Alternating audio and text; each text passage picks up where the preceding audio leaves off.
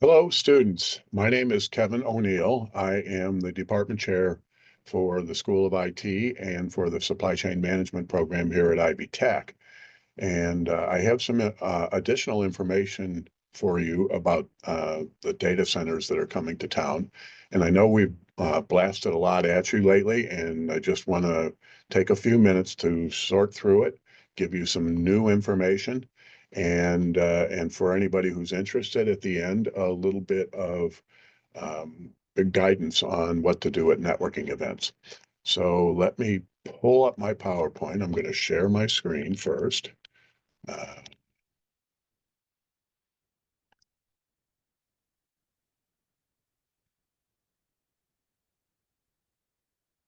and then I am going to pull up a PowerPoint that I prepared for you.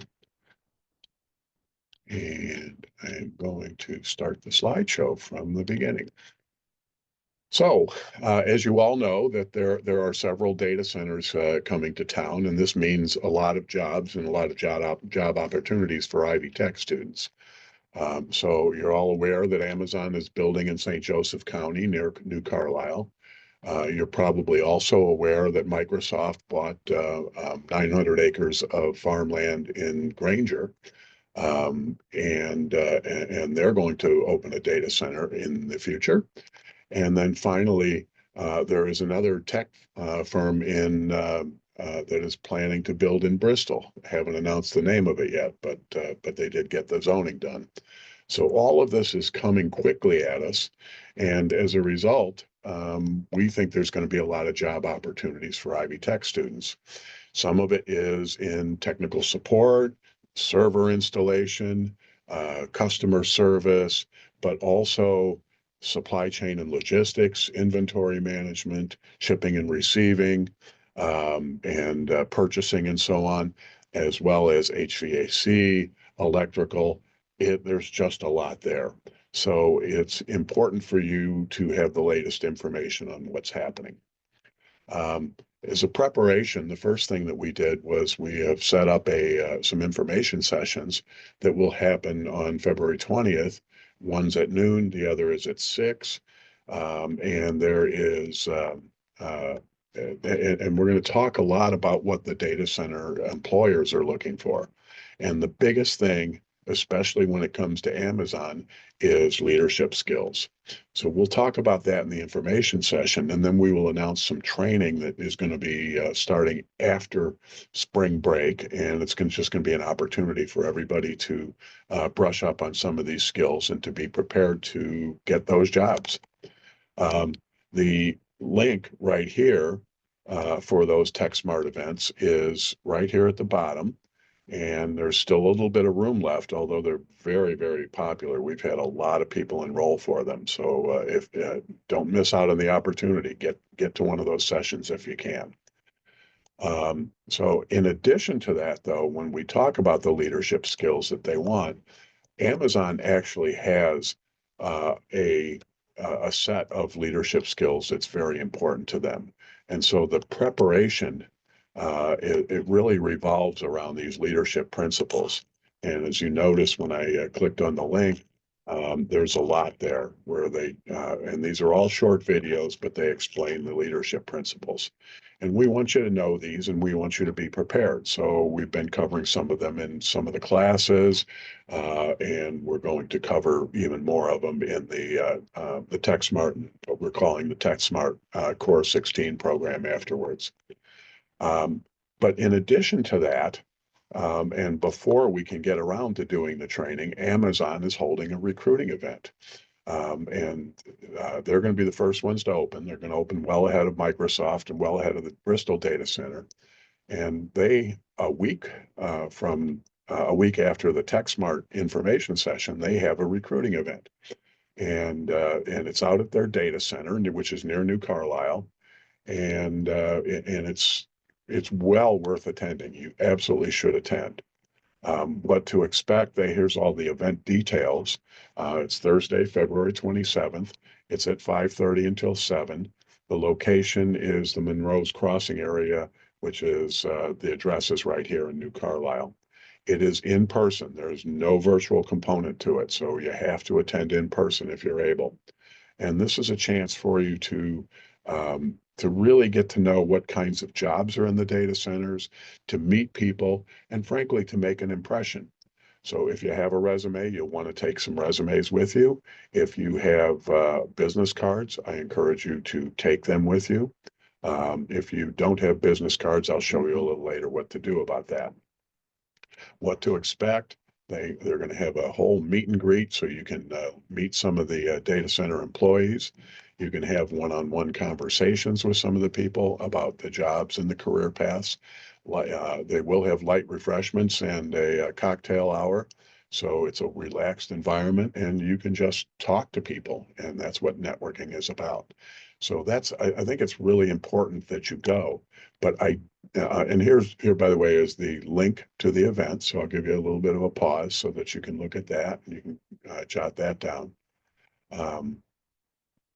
And then what I want you to do is prepare before you go.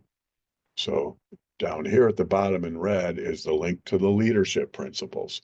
You should know about those before you go in, because if you can talk about that, you're going to make a good impression. And that's really, really important. We have talked to some people from Amazon who got hired. They didn't necessarily have cutting edge technical skills, but what they did do is they made a really good impression. And in some cases, there was not a job that fit their skills.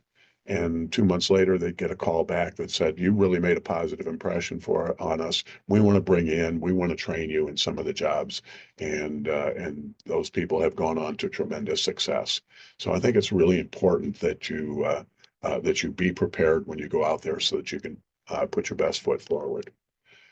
So that's the information about what's coming.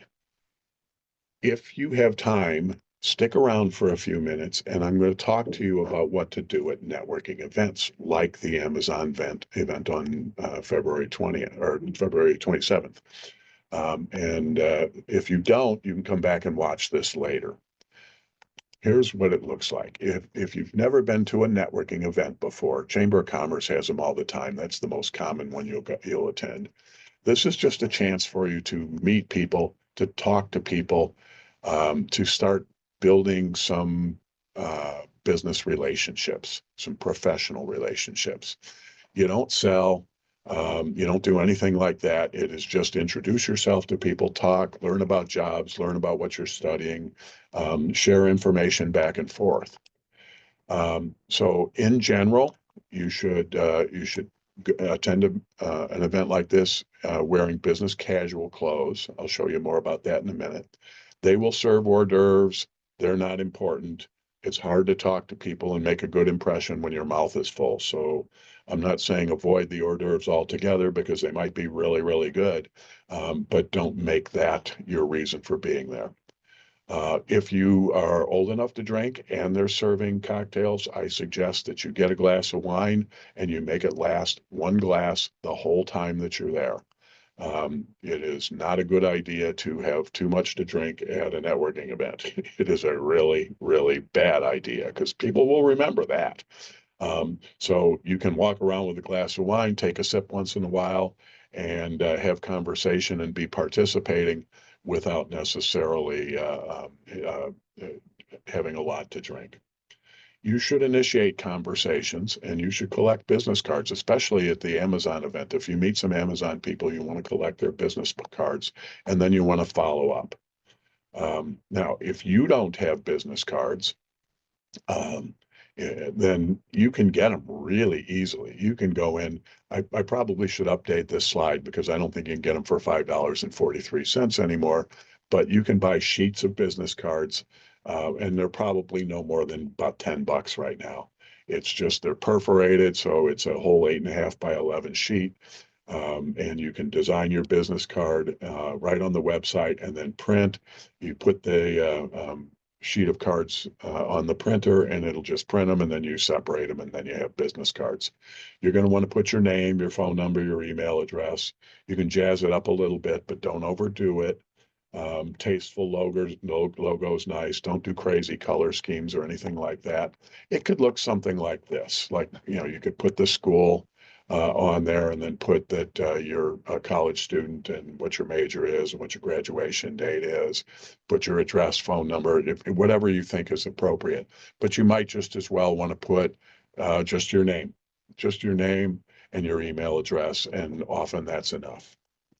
Um, as far as some tips, how you dress, business casual, traditional business casual would have you putting on a sport coat, but frankly, if you can put on, for men, some slacks and a shirt with a collar, for women, something like this, a skirt's not necessary, but it can go over well.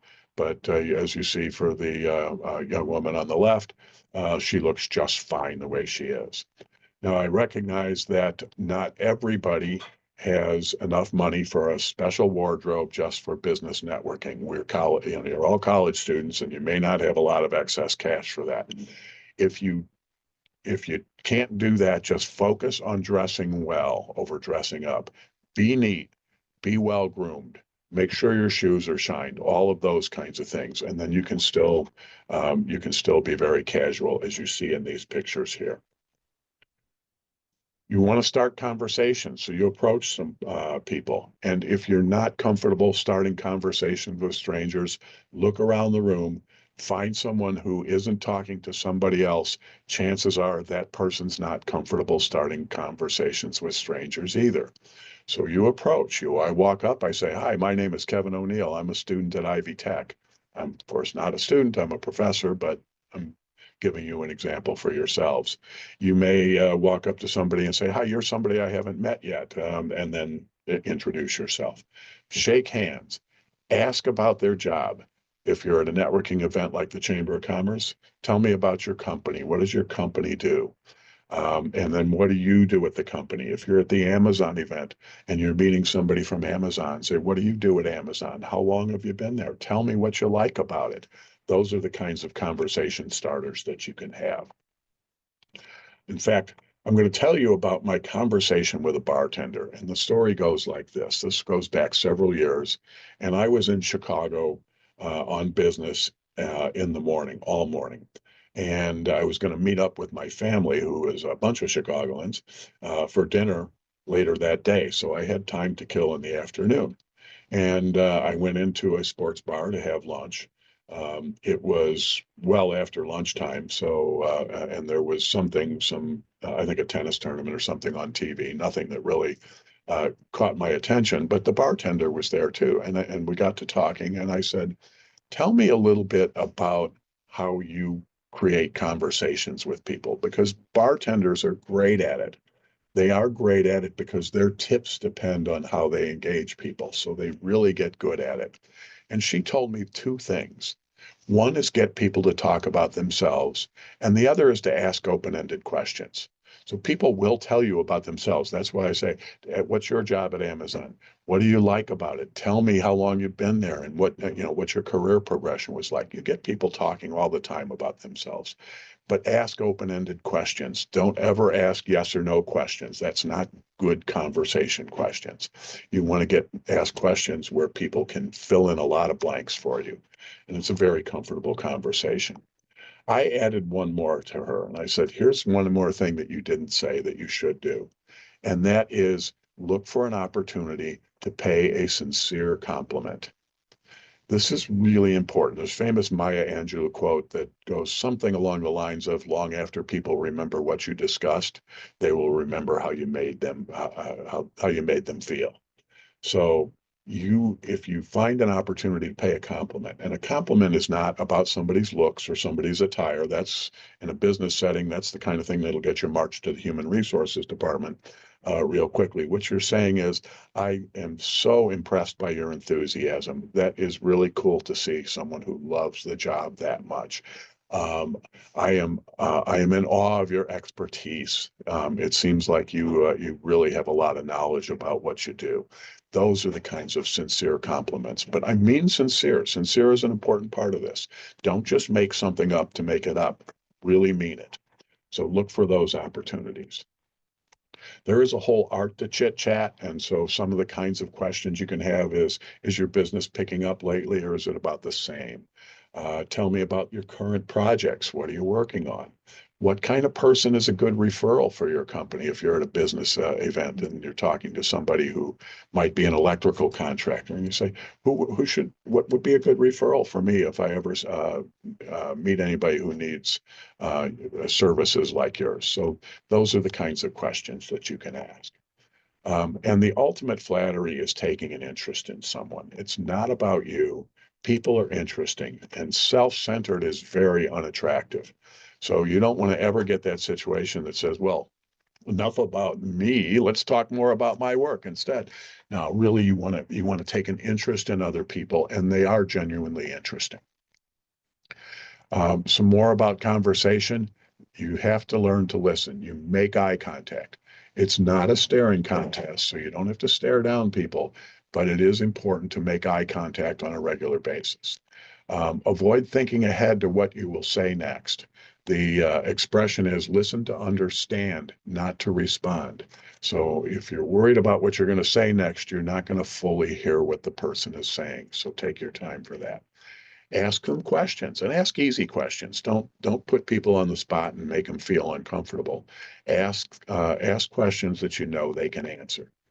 Rephrase things back to people. So when someone says, "Yeah, they had to train me to be effective in this data center," and say, your rephrasing is, "That sounds like it was a real challenge to you." Those kinds of things are the ways to listen and to listen actively. So be truly interested in the person with whom you're talking. Make sure that you take a real, genuine interest. Be an active listener. There's a whole lot of material out in the world on the internet about active listening, and you can find it. But some of those things that I just mentioned, the idea of eye contact, the idea of nodding your head when you're listening, as if to say, "Come on, give me more." Um, and if you don't understand, say something the speaker is discussing, then say, "Could you rephrase that a little bit? I don't quite get it." So that's important. Be mindful of your audience. So jargon, especially for IT professionals, is a real challenge. So remember, when do you use jargon and when not to use jargon. And even if it's okay to use jargon, it's not a jargon competition. So you get good at explaining. When you say, Amazon AWS. When Amazon is talking about their Amazon Web Services, that's when you can pause for someone and say, that's the cloud services part of the business, not the retail sales part of the business. People will get that instead of just blowing by and saying AWS. So look for commonalities. Just start the conversation. It's not hard. How long have you belonged to this group? How long have you worked at Amazon? What other types of events does Amazon have? What do you like best about being a member or about working here? Talk about the weather. Talk about the traffic. Talk about something. Just talk. It's really, really important to do that. Don't complain. Don't be negative. No, who's interested in a stranger's problem anyway? And I love this quote from Lou Holtz: never tell your problems to anyone. 20% of the people don't care, and the other 80% are glad you have them. And that's kind of funny, but it's kind of true. But people really gravitate to those who are upbeat and optimistic. And so you always want to be optimistic, even if you're looking for a job change and you're at an Amazon uh, event with an opportunity to change jobs. Don't trash your old job. Don't do it. Just you might talk about how you're looking for opportunities that you might not be able to have there, but then continue to go on and say, but they've treated me well, and it's really been a great learning experience for me working where I work. That will go over very well rather than instead of I hate where I work and I'm looking for something else. So don't do that. There's also some stuff about an elevator pitch, and I'm not going to get into that today, but I do want to make sure that you might want to go out and do a little bit of research about what an elevator pitch is and how it works. I mean, basically, it's the opportunity to meet somebody and for the short time you have for an elevator ride to introduce yourself so that you can be remembered. I would recommend go out and do a little Google search on elevator pitch and see what you can find. Um, so always follow up too. I think it's important to follow up when you meet people. So I have you collecting business cards. I said follow up. You go to this Amazon event and the Amazon people that you meet, you want to get back to them. Go back in the next day, send an email, and say, Joe, I enjoyed chatting with you at whatever event it was, at the Amazon event last night or at the Goshen Chamber of Commerce business after hours last evening. It's so nice to meet somebody who is so enthusiastic about his work. Once again, you're paying the compliment. If there's ever anything I can do for you, please don't hesitate to ask. And that's it. And so that's what I have for you today. I do hope you're able to attend the TechSmart information sessions. I do hope you're able to attend the Amazon meeting.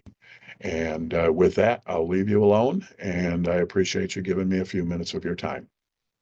Have a good rest of your day.